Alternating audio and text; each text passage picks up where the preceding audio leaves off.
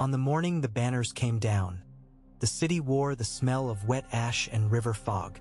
Men on ladders peeled lions and stags from the cracked walls, tugging colored cloth until seams split and gilt threads hissed like snakes. A boy on a barrel watched a lion's face go slack as it tore free, flattened to a wrinkled red sheet that had once been a roar.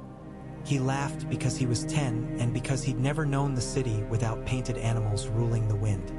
Tyrion sat by an open window and let the smoke follow him like a dog.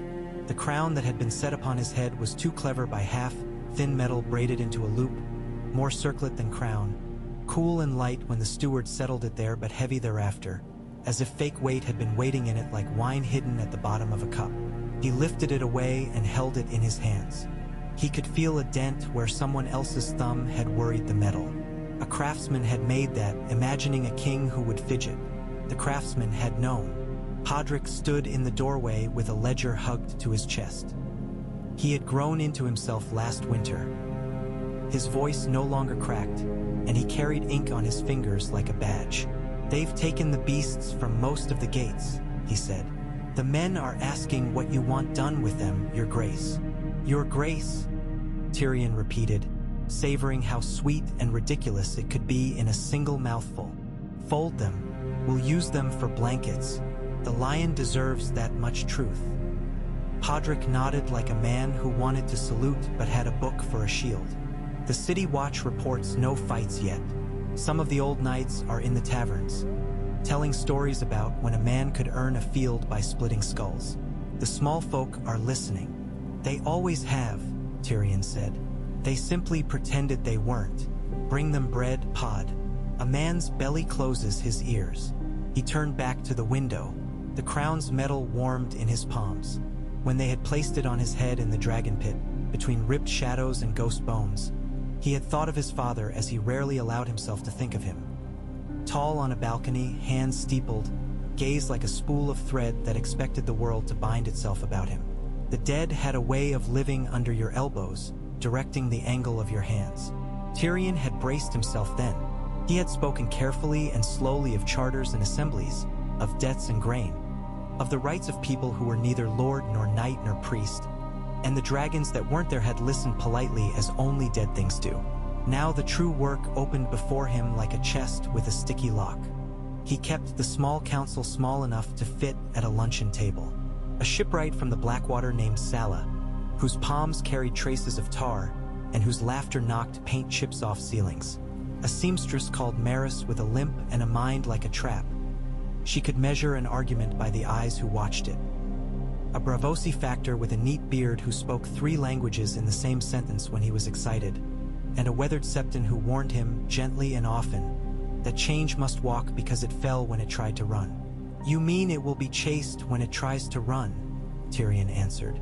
"I should like to see our enemies break a sweat." The council met in a side room hung with maps. The great map of the realm was stitched into cloth, portable, foldable, tearable, because that was what it was. Maris tapped at the reach with a darning needle, counting granaries. Sala drew shipping lanes across blue dye and argued with the factor about tariffs. The septon named Danit minded the bread and the wounds, speaking the small, careless sentences that altered men. "Tell them to keep their saints," Tyrion said, "but teach them to read." "The one may be the other," Danit murmured. In the first month he wrote out the decree of names, and when he gave it to the herald, he felt that sticky lock give a little. The decree was simple.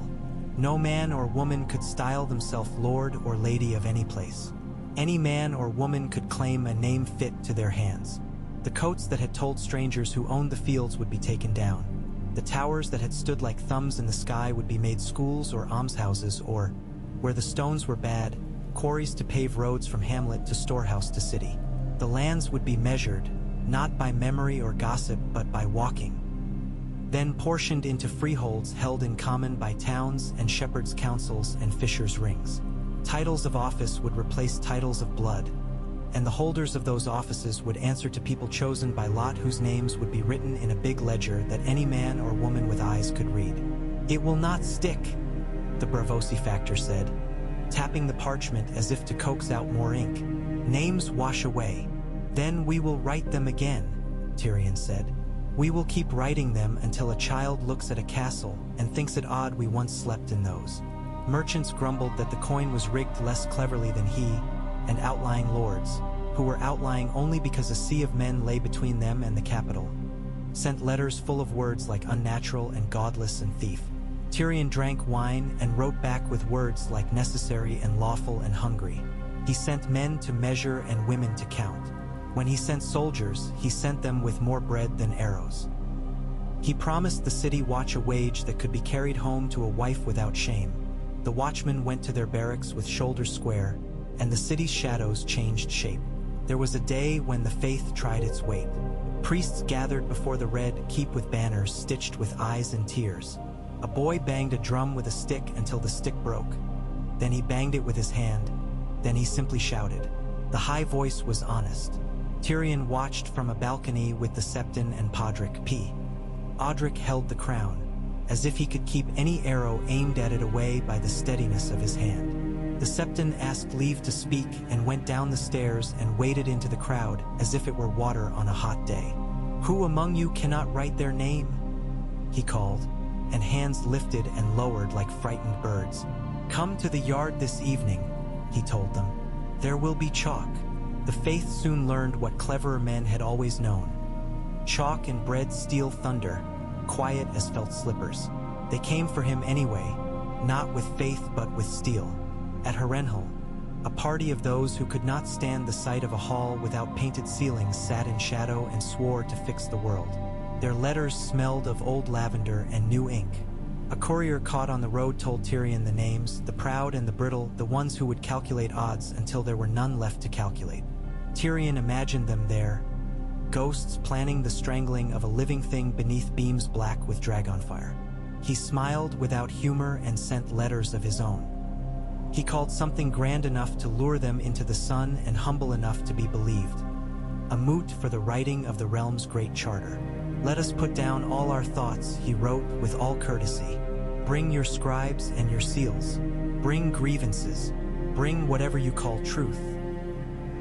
He held it not in the capital, but on open ground in the riverlands, with pavilions for the summer gnats and troughs for the horses, and a wooden dais that filled splinters like a forest in bare feet. Sala supervised the hammering. Maris scolded men who cut lines crooked. The Bravosi factor drew up benches by counting buttocks rather than swords. They came in fine tents and in carts, on tired palfreys and behind restless destriers. Men with clean cuffs and men whose rings had never been taken off since boyhood. Women who had kept whole counties alive by remembering how many mouths could be fed by a pond. In the first morning's light, the dais stained the sky pale with its thin pennants, and ordinary men and women, those chosen by lot in villages both near and far, found seats with hands they had scrubbed raw the night before. Tyrion wore simple cloth and sat not on a throne but on a chair with a cushion that had a rip in it where someone's knife had missed. He looked small, which was true. He looked alone, which was not. Podrick stood at his shoulder with chalk dust on his sleeves. The Septon's hands were inked. Sala's palms were cut by splinters he had scorned to avoid. Maris had a handful of pins that flashed like fish as she gestured. The factor had a ledger so fat it would hardly bend.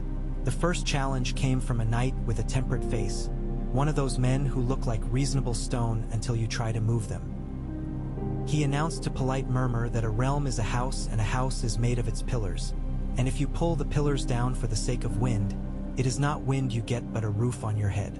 Tyrion gestured for the lot chosen to answer, a woman from a fishing hamlet, gray hair braided with a bit of shell, hands that spoke of nets more surely than any language, stood and said that roofs fall when leaks are not mended, and that mending takes hands and ladders and courage to go up where wind moves, not a man who insists the leak is prayer.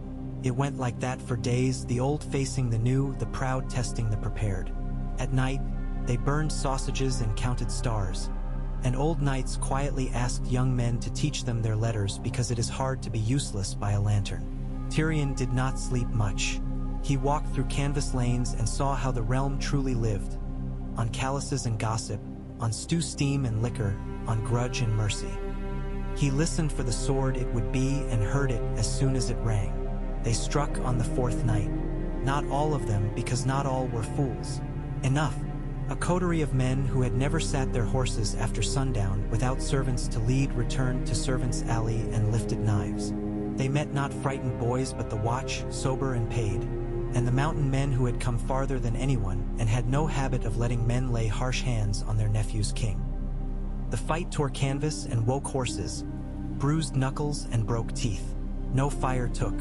The morning revealed swollen eyes, torn sleeves, a knight who had lost half of his mustache and all of his certainty. Tyrion considered the prisoners under the fading tint of dawn and surprised himself by wanting no blood except the blood they had already shed upon their own lips. He ordered bread for them. He ordered them brought to the dais. He stood. The crown in Podrick's careful grip did not gleam. It had never learned how. Tyrion waited until coughs died. He waited until even the gnats seemed to hold. "You came," he said quietly, speaking to those who had plotted, and those who had not, and the 100 ordinary men and women whose names would never be carved on stone, and the children who had crept under benches and were presently holding their breath very still. "You came to rewrite us back into a language our fathers understood. I have no quarrel with fathers. I drink to them nightly, but a father is not a palace. He is a man with scars and errors both. If you must worship something, worship the error that taught you mercy." The Septon flinched and smiled at the same time because true sentences are often awkward. Tyrion lifted the crown and set it on the dais. It made a small, homey sound against the wood, the sound of a cup after supper. "I am king," he said. "I will be king until I am not. Between now and then we build. You will not use a lion or a trout or a flayed man to starve a village. You will not ride through rye like wind through dry grass and claim the wheat by God. If you can tend a school, you shall have a key. If you can run a granary, you shall have scales. If you can wreck on ships, I will put you at the harbor and you will count with a boy who knows the tides by smell. If you wish to keep a banner for your dining hall, stitch a pastry on it. It will do more good than beasts." He offered them a way to live. "Renounce your titles. Keep your land by labor and by vote. Teach your children a useful trade. Sit on councils where your voice is one among many and not worth a rose more." Many looked as if he had asked them to breathe water. Some took it. A thin lord with a daughter he loved. A fierce woman who had fought her brothers to inherit a seat that she now saw was a chair with a back made of smoke. A priest who liked his book more than the lording. Others sputtered and swore oaths. He had neither the patience nor the wine to honor. Those he exiled to work at things that needed doing, because a man exiled to labor is still a man doing labor and can be watched by the people who eat the bread he butts. He did not hang a single man that day, and the realm called that mercy and folly in equal measure. Tyrion slept in a tent that smelled of canvas and walked back to the city on legs that had become enemies. He found that people had been busy while the banners were down. A school had begun under a fig tree, because chalk is obstinate. A moneylender had lowered his rates not from fear but from fashion, because he discovered that it felt sharp to be thanked rather than scowled at. The great kitchens of the Red Keep had learned to save husks for chicken feed and bones for broth, and discovered thereby that the city ate better. He sent people out with measuring chains and with patience. Roads webbed across fields where hedges had once said turn back. The law that mattered was the law that traveled, and the men who took the law to woodcutters and fisherwomen learned that rules spoken on a doorstep have a way of changing shape to fit a face. Tyrion watched that happen and wrote addenda and laughed and swore. He watched men who had been knights take up other words more tightly cut. Porter, harbor master, recorder, and stand straighter in those clothes than they ever had with spurs. He watched a house, the house of houses, come gently down. Once he took a journey to the rock. He did not say the name in his head. He went with a handful of companions in green coats cut plain. There was a wind off the sea that tasted of iron and apples, and he swallowed it and tasted childhood and spat it out. The castle rose like a mountain that had been trapped by a story about lions until it had believed it.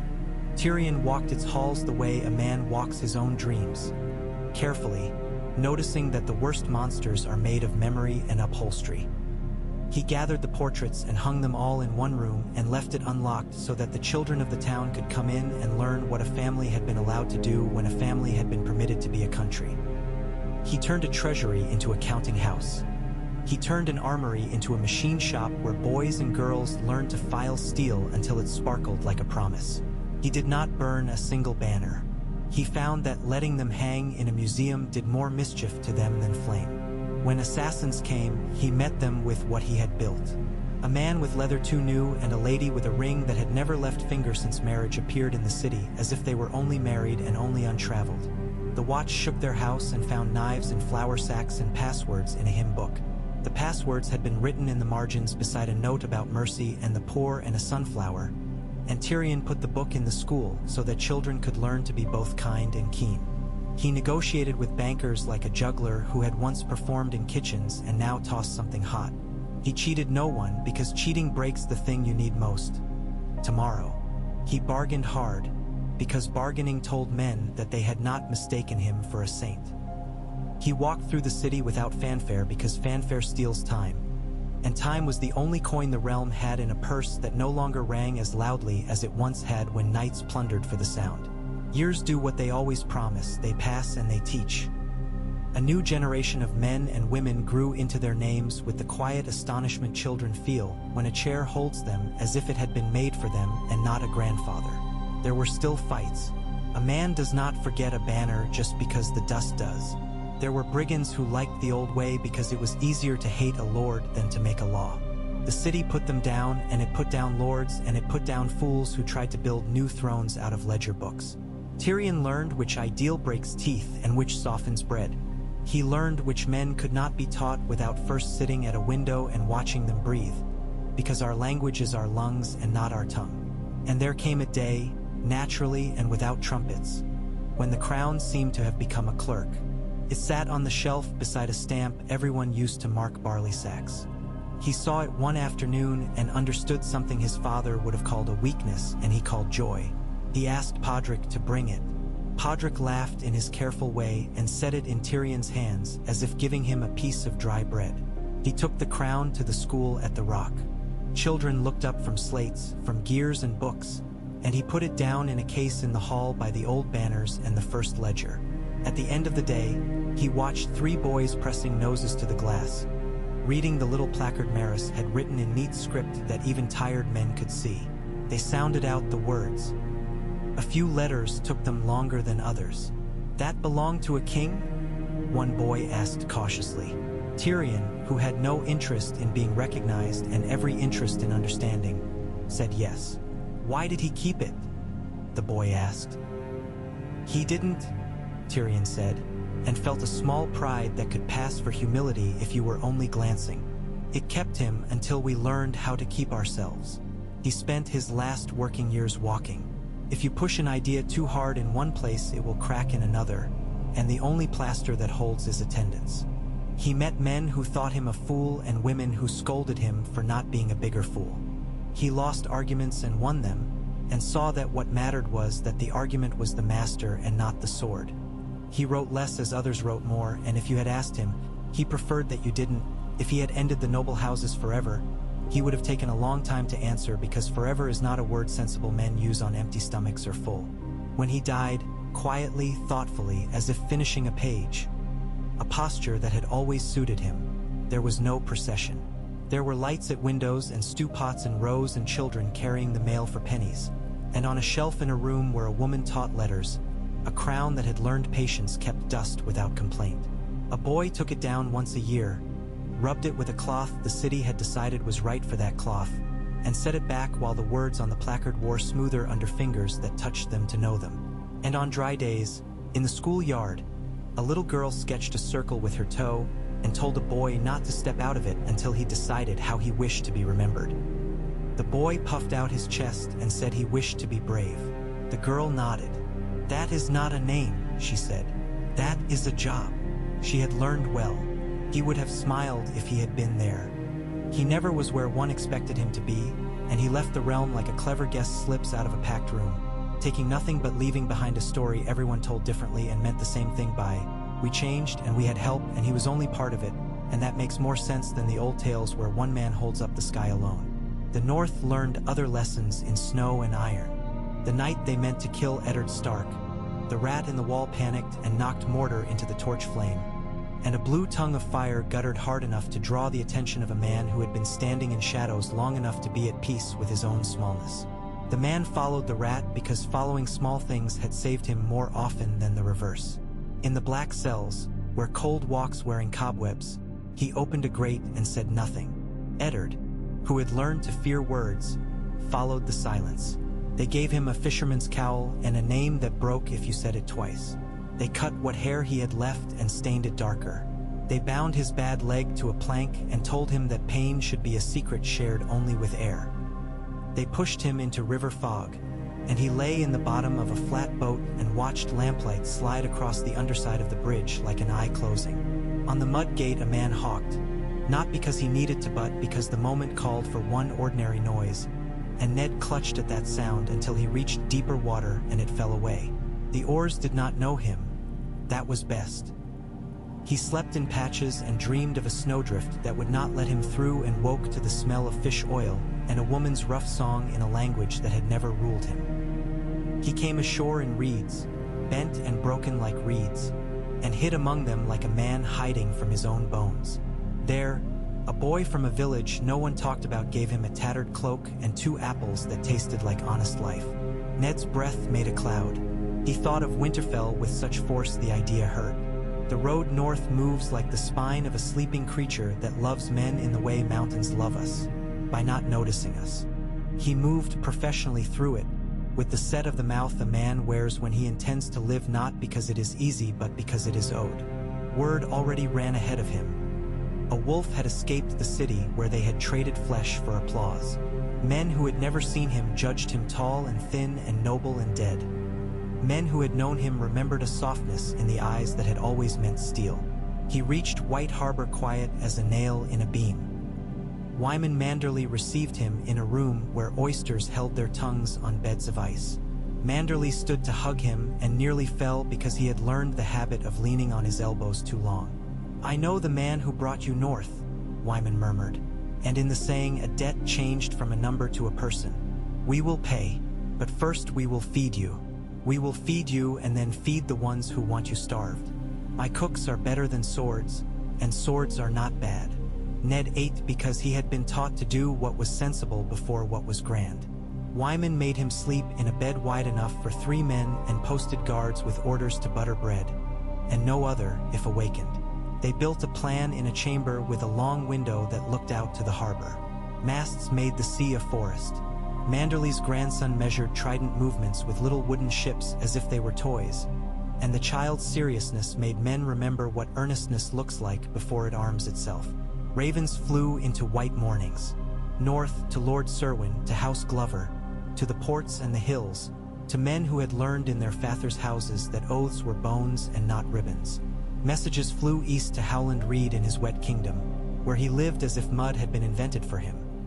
Messages flew west along the white curve of shore where iron-borne ships worried at the land like dogs at a boot.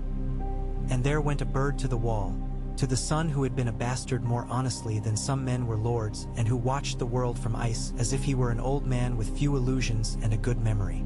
Ned went by cart and by shaggy horse, by kindness and by stealth. He did not go to Riverrun because he knew his heart would tear itself decorating that hall and he could not spare it.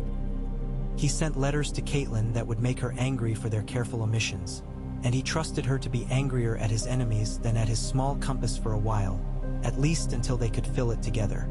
He sent words to Sansa and to Arya that were not the words he wished to send, because fathers in war maintain health with sacrifice, a Spartan diet for the heart.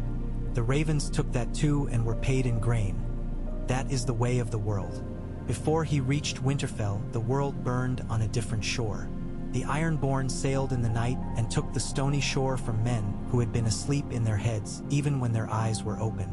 The next letters were smoke. Balon Greyjoy finished a sentence begun a generation ago. Theon, who had grown like a straight sapling in a yard of curved trunks, found himself sent forward to prove saplings should never be given axes. He took Winterfell with the odd certainty of a boy who has never failed himself and never slept sound. Ned learned that news from a crooked man in a good cloak on a road where the wind was in love with the grasses. He sat down by a patch of thistle and asked for detail, and the man took his time because the man was a northerner in truth, like good bread, is made slowly. When he stood, Ned's leg reminded him about time. He walked anyway. They gathered around him in the hills.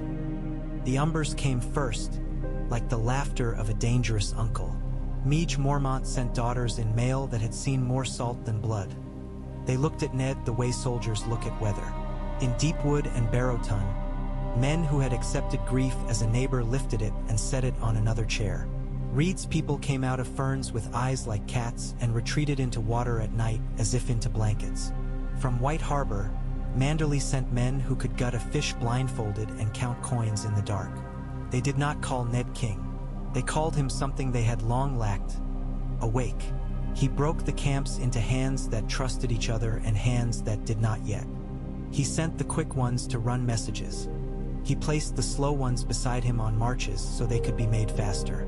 He learned his men by their boots and their jokes.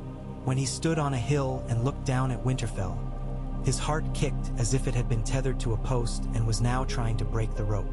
He did not let it. "That is a house," he told himself, out loud, because the truth, like a stubborn horse, needs a firm voice.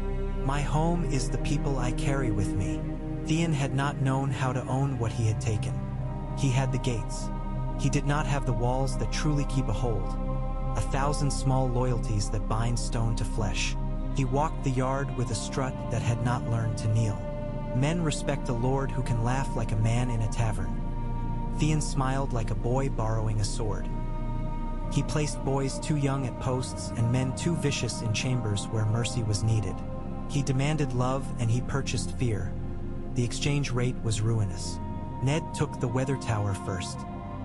He could not bear to burn the granaries, even to starve a foe who had lain down in his father's bed. And so he did not.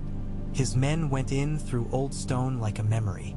Howland Reed sent a child no one saw through a gap no one remembered, and then followed that child through water that smelled of iron long before men learned to use it for blood. The mountain clans moved when the wind hid them, the hill's own men, half rock and half rumor.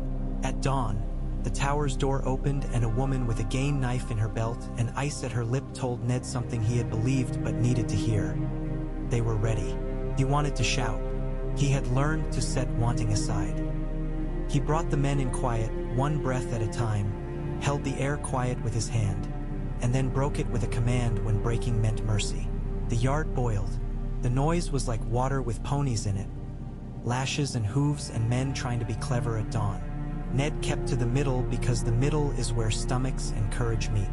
Theon saw him and saw a father who had never been his but had held him like responsibility.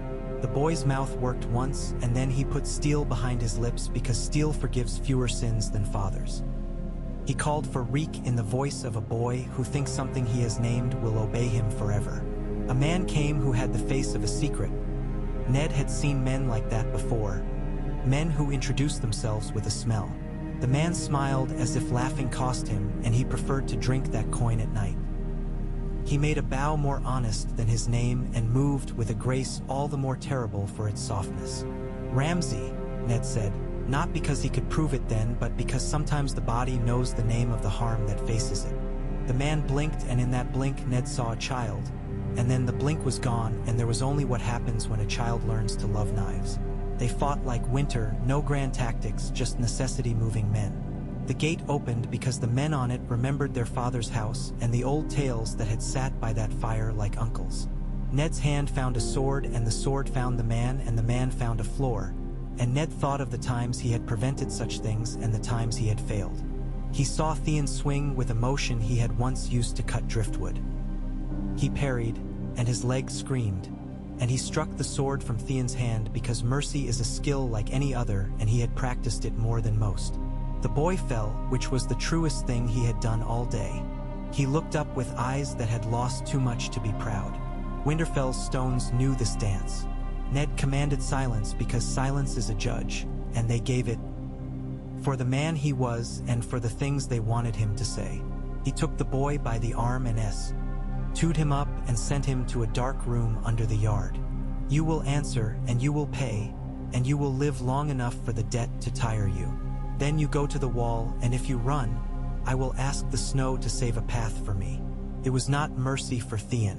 It was mercy for the men who would otherwise learn again how sweet it was to kill a boy. That sweetness is a poison.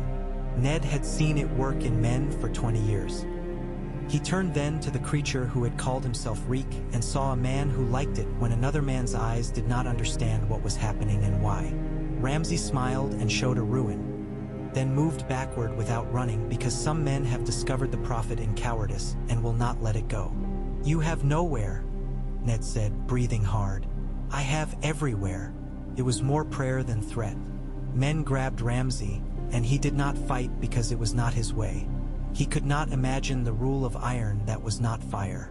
He went to a cell and learned that iron wears two faces.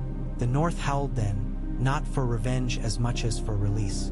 Ned's men did not burn Winterfell when the smoke in them begged for it. They did not hang boys. They did not carve motions in flesh because men had once cut them in the same lines. They took stock. They repaired hinge pins and mended saddles and washed blood from flagstones with water that steamed briefly in autumn brightness and then went away like a sentence after it had been spoken. Catelyn came north when the roads were a throat again and not a wound. She saw him on the steps of the great hall and her face did something no plan could bear. It broke and it healed simultaneously. She touched him as if he had been stone long enough to be cold. He touched her as if she had been air and then earth. The hall watched because halls do, because they have seen grief and relief and know them for a single braid. He explained his omissions and she explained hers, and then they sat and remembered how to speak about small things and found those the safest. Sansa came later and understood the world inspected her now rather than carried her. Arya slipped in like a fox at dusk and sat on the floor like a courtier who has discovered secrets in board knots. He told them what he could. What he couldn't he put in a thing like a bottle and set it on a shelf in his mind and wrote on it. Later or never. Word from the wall lowered its voice. The dead walked with the meticulous purpose of a craftsman who will not stop until the job is finished. Jon wrote plainly and without appetite for drama. They needed men. They needed food. They needed belief. In the upper room with the window onto the godswood, Ned held that letter and held the part of him who was a father the way a man holds a child who has fallen in snow and laughs anyway. Howland Reed bent over the parchment and made sounds like a man reading an herb list. To the untrained, those sounds were nothing. To those who knew, they were medicine. "This is true," Reed said softly. "All truths have weight. This one is hammered." Moat Cailin was a jaw with bad teeth. Ned put new stones in gums that had known only reeds for 10 years and set men there who could sleep lightly in drizzle. He sent messages to the south that said plain things. "We will hold the neck. We will send men when we can. We will not ride for your vanity. We will ride for the wall. If you send tax collectors north, we will send them home fat because we feed our guests. If you send knights north, we will send them home thin and awake because we train our guests." The boy he had spared went to the wall with a guard who knew the difference between a prisoner and a parcel. The Boltons came to the crack in their lives and tried to become snakes. Roose wrote letters framed with moderation and sent men framed with malice. Ned answered with the indifference the truly dangerous employ, quiet, accurate, incidentally ruining to men with schemes. They took Dreadfort as one takes out a rot that has been in a wall too long. Carefully, prying, with a bucket beneath for the old powders so they would not choke the men doing the work. Roose spoke with the voice of a prudent man. He died with the stillness of a cautious man who has discovered that caution is kin to cowardice and cowardice to treason, and that treason sometimes meets patience. Ned did not hold a feast the night after. He walked the battlements with a coat that belonged to his father and did not fit him now that he was older and had scars the coat did not remember. Snow lay down in lines along the stone. The world breathed like a house at night. The air had that smell it gets before a great storm. Metal and old dust and a secret on the stoop. He thought of the promise he had made at a tower when the world had been a narrow room with a hard bed and a boy had cried like a bird lost from its nest. He had carried that promise like a hot stone so long his hands had forgotten what its heat meant. He stood very still and did not take it out of his pocket yet. He rode to the wall with men who had never seen it and took care to watch their faces when it rose. The wall makes men feel all the words at once. Exalted and sick, proud and shaken. Jon met him on a cold morning with hair full of snow he had not noticed. He hugged his father because there was no other sensible thing to do. They went inside and sat with their hoods back and spoke about the dead as if they were talking about a flood, a thing that does not listen to rhetoric. Jon's face turned into a map of a country Ned had never visited and had always owned. "Will they break?" Ned asked, meaning both the dead and the living. "They bend," Jon said, meaning only the living. "We can make them bend toward each other. The wall will not be proud if it breaks proud." The North came up like a beast waking and shaking snow from fur. They cut trees. They repaired old cold iron and taught it new ways to hold. Tage. EY sent grain from Manderley's hidden cellars and fish from children with knives and a sense of pride. The wildlings came down with eyes trained on eagles and grew used to fences made for wolves rather than to keep them out.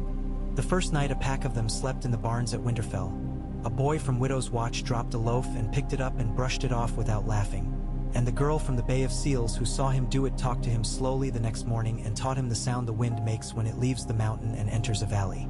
He taught her how to mend a bridle. Peace grew like moss on the north side of stones, and men learned to like green better than red. In the crypts beneath Winterfell, where names sleep, Ned laid a kerchief on the stone of his father and watched it not move for a long time. The dead had once ruled his life with their terrible fairness. Now they simply kept him company. He went down there one day with Jon, who had come south to remind men that blood is a sentence grammar complicates, and he walked between the statues as if between stubborn uncles. He stopped before the stone of a woman whose face the sculptor had guessed at and took out the hot stone in his pocket that had burned him for 20 years and set it down and said, in the quietest voice men ever use, the name he had taught himself not to say. Jon stood very still and then sat because he was wise and then stood because he was brave and then put his hand on the knee of a statue because he was a son. They did not leave with trumpets. They left with a promise that had finally learned to be part of the air rather than a chain. They fought the dead, and men died, and honor did not keep anyone on a horse when its leg broke. The living held together because the North had learned a habit that had nothing to do with vengeance and everything to do with neighbors. The first victory was not a battle but a night they shared stew with men who had a year ago sworn to take their fields, and the men said thank you like men who had not said it much. The second was a battle. The third was a winter that did not break the North as governments often do. It tempered them.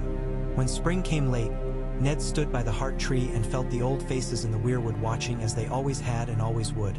And for the first time since he had been dragged to a cell in a city far away, he unclosed the fist he had been carrying around in his chest and found that, like all men's fists, it contained only blood, and that blood was warm because he was alive. He did not march for revenge. He had marched for what men always march for when they are most themselves, home and the right to decide what home means. He built fences and then gates and learned the names of the children of men who had once killed his. He taught those children to read their names and to mend shoes and to set bones, and at sunset he walked on the walls above the yard, where the stones remembered and forgave, and listened to the sound only a living place makes. Work and laughter at the same pitch, grief behind shutters like a candle seeing if it will warm the room by itself, and the slow scrape of someone mending a scythe before morning. Caitlin found him there in one such evening and set a hand on his arm. They watched the yard where their daughters moved like thoughts, where boys traded insults and apples, where dogs conducted their own politics with seriousness and tolerance. "I thought it would feel like victory," she said. "It feels like a roof," he answered. And that was the answer the North had been building toward without knowing it, all the long winter of their lives.